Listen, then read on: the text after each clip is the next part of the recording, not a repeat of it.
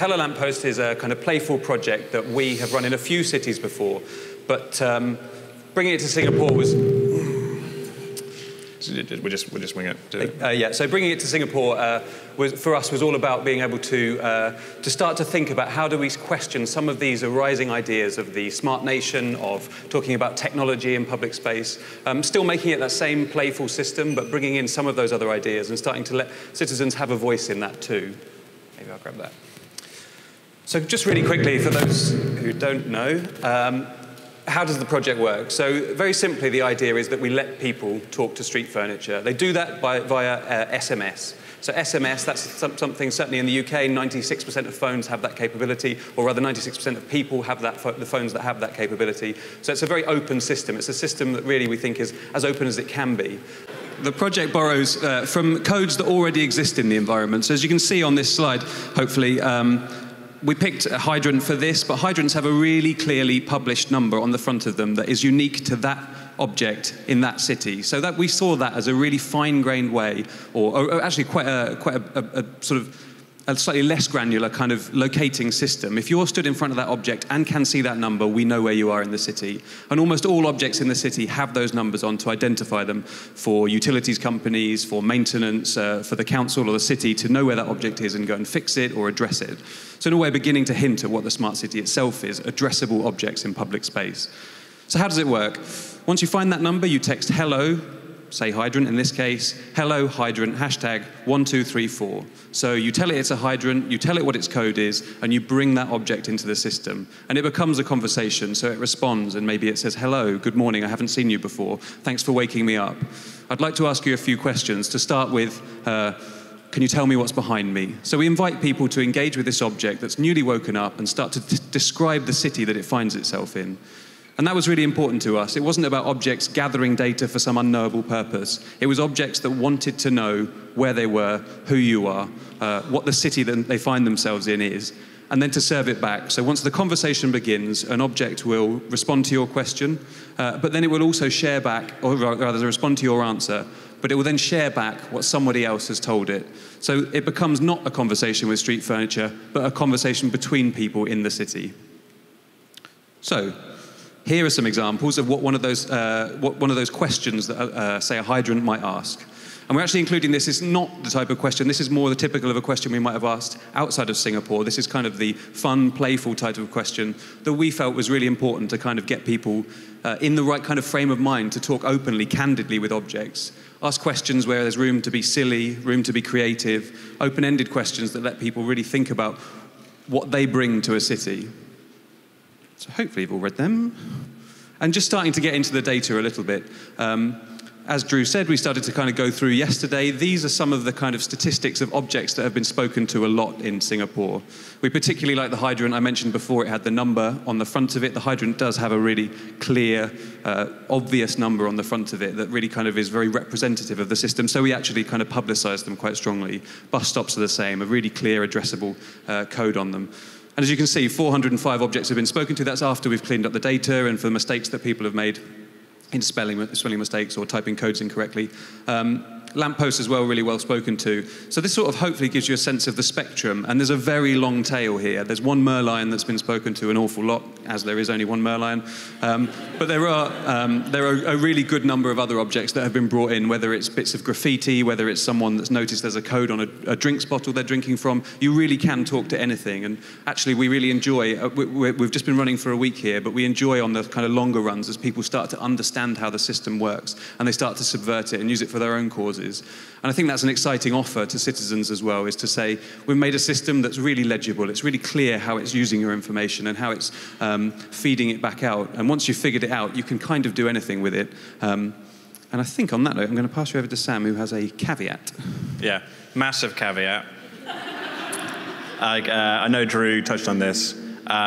This really is not a big academic study. That's not to downplay the abilities of Drew and the guys at the ISS, because they're fantastic and they've done, they're obviously data scientists and they're brilliant at what they do. But Ben and I, we come from a design background. This is a playful project. It's not quite a game, but it's in the playful space. and that's kind of like ingrained in its DNA. It's not going to become a kind of a grand research project. So the results that you're about to see, you should bear that in mind. Yeah, let's dive in. Okay, so what have we found out? Okay, technology reflections and opinions. This is what people think about technology might be like in the future.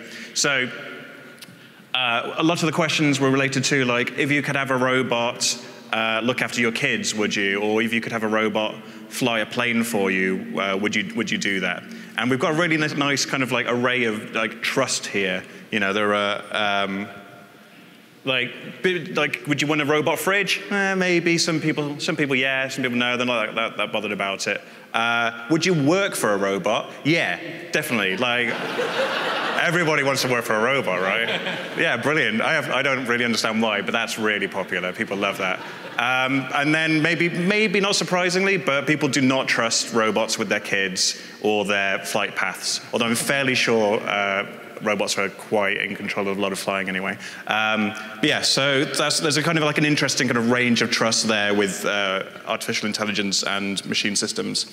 We tried doing a little bit of sentiment analysis. Probably not like kind of like a huge data set to be doing that. So these are kind of, you know, like take it with a pinch of salt. But we can see here, this is kind of my ad hoc kind of like encoding system, by the way. So that's good at that side. The people feel good about something that way. And less good that way. So you can see people are feeling very optimistic generally about the future of technology in Singapore. And there's a quote on the thing. I've been told it's bad form to read out writing verbatim on a wall, so I won't do that. Maybe you've read it by now. Predictions for the future. So lots of people gave their predictions or opinions. We have got the kind of like, where is my rocket pack, rocket ship, flying shoes type stuff. But we've also got some nice kind of thoughtful things. There's some stuff up there about self-built buildings, some quite nice, interesting ideas. People concerned about you know, calories and health, commuting and working, that kind of thing. So there's a nice kind of range of themes that we got out of people there. With some, well, like a varying range of maturity towards the potential of the future. So this is generally what people expect Singapore to be like in another 50 years' time, you know, SG 100, if you like. Risk-taking and creativity. So there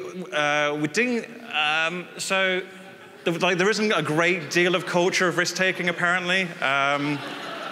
Like trying a different exercise routine, maybe, has come up there. Accidentally taking risks. If we look at the sentiment analysis again, you can see people maybe, there's an aversion there. People are using a kind of language towards risks that maybe they indicate that they're not particularly into them, and that's interesting. The changing nature of community, so we're really interested in this. People feel definitely that the idea of family is something that is kind of changing and progressing and becoming a different defined thing. I think that the way that space is being used perhaps is changing. Obviously, like Alex said, we're kind of, you know, visitors here, so we don't know the ins and outs of the culture. But there's, if we look at the kind of the best thing about what do people want to come home to, or what makes a place a home, we're seeing like pretty much level pegging. There's family, and you know, your fridge, your television, your bed. The bed's probably like one of the most popular things we saw there, and also personal space. But interestingly, also people indicate quite strongly that their phone makes them a more sociable person, which is maybe when you take a kind of like a scan across a busy place and you see everyone using their phones and not engaging, then perhaps not the case. But then again, if you're talking to someone and you're talking on a phone, that's like you're doubling up on your sociability, right? So that's good. Yeah, ideas for tech-enabled future. Again, like the majority of people think that technology has the potential to be more caring, which is interesting. We asked people about how they could use technology to make their work life better, and nearly everyone had something to say about the amount of time they have in the day. So they either want to double themselves up in some way, or they would like more time in order to complete their tasks. And this one, we really love this one. Bionics, like if you could get a bionic augmentation, you know, what would you have? And people like went for it. Like that's like an overwhelming majority of people are not content with the kind of the fleshy form that we have about us, and would like something else putting in place of what they already have. So that's really interesting, we think. I'll pass over to Ben.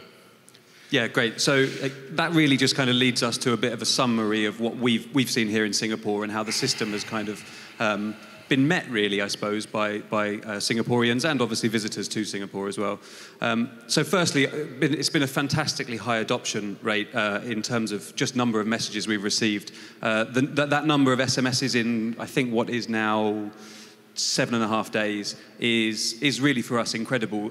We've not seen anything like that in the first week of a project before, and I think that's partly due to the fantastic work of Future Everything in bringing us here, and also partly due to really how much Singaporeans have responded to this system. Being honest, more than we expected. The sense of play, sense of enthusiasm has really been incredible, and that's been a joy for us, and it's been a real joy watching the messages come in. There were a couple of other themes that we thought came out really strongly that we just wanted to touch on as well, and I think these are, in our view, unique to Singapore from what we've seen from where else we've run the project. The first is this kind of probing at the edges of AI. So we've seen that players have almost all, at some point, wanted to see how far the system goes. They've understood the value of it. They've understood how it kind of sits in the community or sits in the spaces that they're in.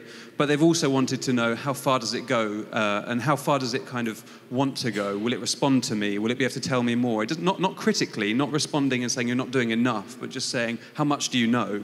And I think that sense of inquiry, that sort of inquisitiveness is a really important thing to sort of cherish from this project and to feel that we'll certainly take away from Singapore. And the second thing, perhaps even more, perhaps more to be expected, I think, but still really a lovely finding, was that there was just so much empathy with the objects. I think in the past, again, we've seen that to an extent, that people kind of personify to some extent the object and the kind of conversation they're having. But that seems to have gone to a completely different level here. People have really been worried about leaving hydrants behind and them not having company and what they're going to do later and the amount of people they've spoken to. And I think just that sort of sense of feeling that this is both about the space that you're in and the other people that occupy the space, but also the object as a kind of meeting point and as a character, really, as a thing that exists that you can interact with, probably speaks, I think, a lot about kind of Singapore's understanding of technology, but also its kind of empathy for each other and the kind of the community that there is here. So with that, I think that is just about everything we have. Just again, a massive thank you to Drew, who's collaborated on all the research, and to everyone who's brought us here as well, to the IDA and to Art Science Museum and everybody. So yes, thank you. Yeah.